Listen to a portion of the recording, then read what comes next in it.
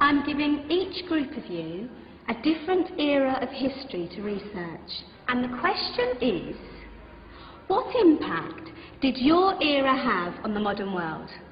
So Sarah, your group has the ancient Greeks. Ravi, you've got the Romans. And Danny's group gets, yes, a bit of a challenge for you. You get the Middle Ages. Some even call it the Dark Ages. Boring. See how you get on. Yes, miss. So, 3, yes. Let's see Renaissance.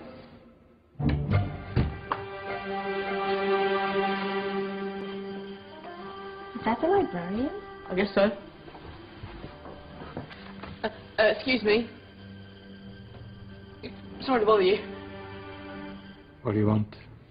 We need to find out what impact the Dark Ages had on the modern world. Never was a period of history so poorly named. Don't touch. It's priceless. And I suppose someone's been filling your head with the usual nonsense, eh? 1,000 wasted years. A black hole in history, am I right? Yeah, sort of. You see, it's always the same.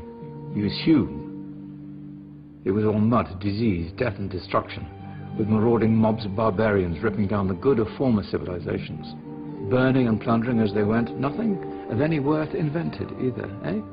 Oh, no. Go on, Biofri. Sorry to bother you. Come on, it's probably not worth it.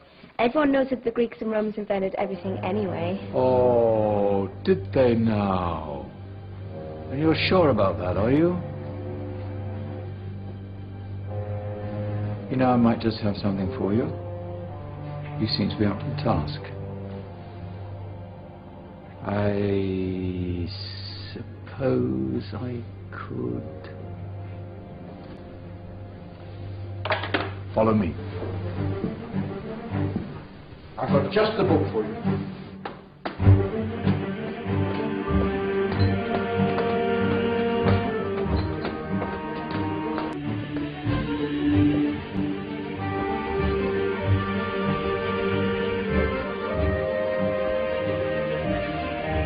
Where are we going? I don't know. Ask him.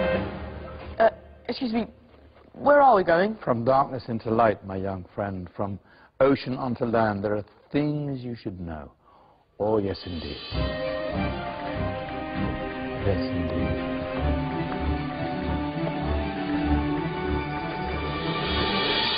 Now, I know I left it round here somewhere.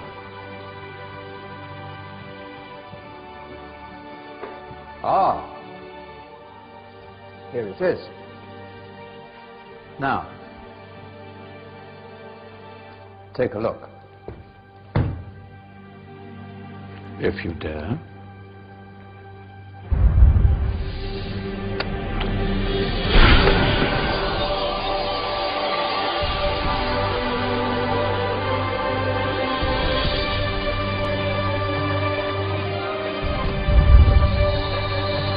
What's going on? Welcome to the Dark Ages, or as it should be known, the Golden Ages. Who are you?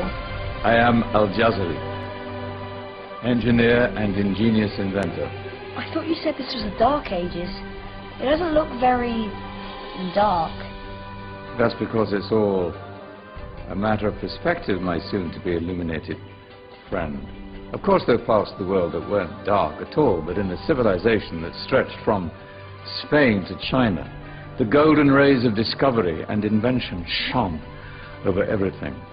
What civilization? The Muslim civilization, my young friend. Through scholars and scientists of various faiths, some of the most important discoveries known to man were made at this time. Discoveries that drew on knowledge of the ancients, but have more connections with your modern world than you could possibly ever imagine. Like what? Well, all sorts of things. I've got to get a picture of this. I knew it was a good idea. Who are you? Allow me to introduce Ibn al-Haytham, a great scientist whose ideas led to the invention of the camera. You invented the camera? I laid the foundations for modern cameras by explaining how our eyes work. I found a way of projecting an image onto another surface through a small hole in a dark room, later called camera obscura. Think of all the things that evolved from this discovery. Cameras, cinema, all share the same principle. Cool. Look out below! Who's that? That's my good friend, Abbas ibn Farnas, who gazed up to the heavens, passionate in his belief that man could fly. Whoa. Indeed, he dared to dream about flying 1,000 years before the Wright brothers. Do you know you all take your jet-setting holidays for granted, so it only seems fair to remember Abbas ibn Farnas. Stand by. I'm ready for takeoff.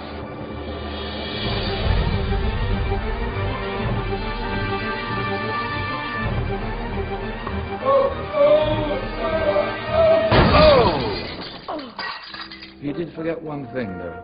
The tail, useful for landing. My back. Is there a doctor in the house? Did someone call? Ah, my old friend, why don't you introduce yourself to my young guests? I am Abul Qasim al-Zahrawi.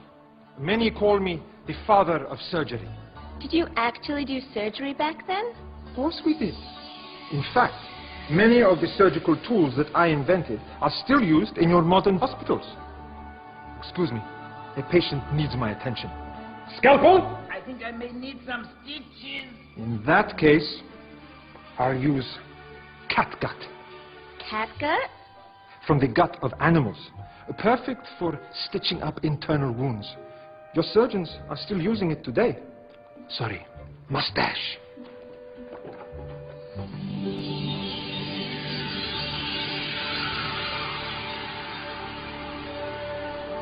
Who's she?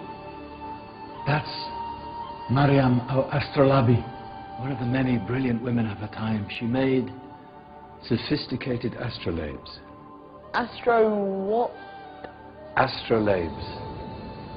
They show the sky and the stars on a small flat plate you can hold in your hand. Think of them as ancient calculating or timekeeping devices. Today you have your watch, your compass, satellite navigation, helping people and explorers travel the world. Science at its brilliant best. And all these things were developed during the Golden Ages. And that's just the tip of the iceberg. There were thousands of other inventions covering all areas of life, and in the years that followed, their influence spread across the whole of medieval Europe. So you see, it wasn't so dark after all. What about you? Me? What did you invent? Well, I don't want to be big-headed, but I made some groundbreaking advances in engineering. I suppose my most significant discovery converted rotary motion into linear motion using a crank and connecting rod. It's essential in pumps and engines. In fact, I've no idea how the Industrial Revolution could have happened hundreds of years later without such a device. Not that I ever get the credit I deserve. But my crowning glory was my amazing time-telling machine, my legendary elephant clock.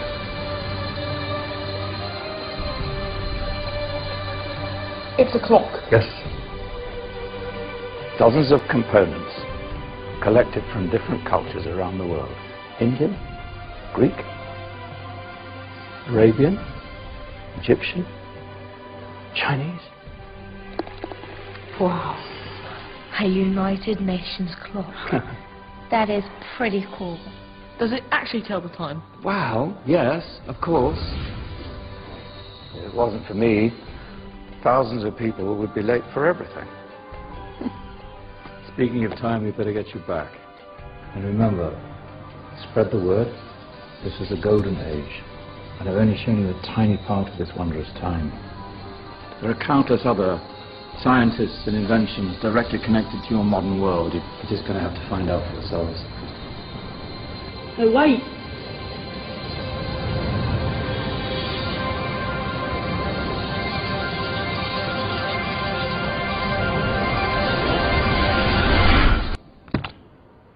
Whoa.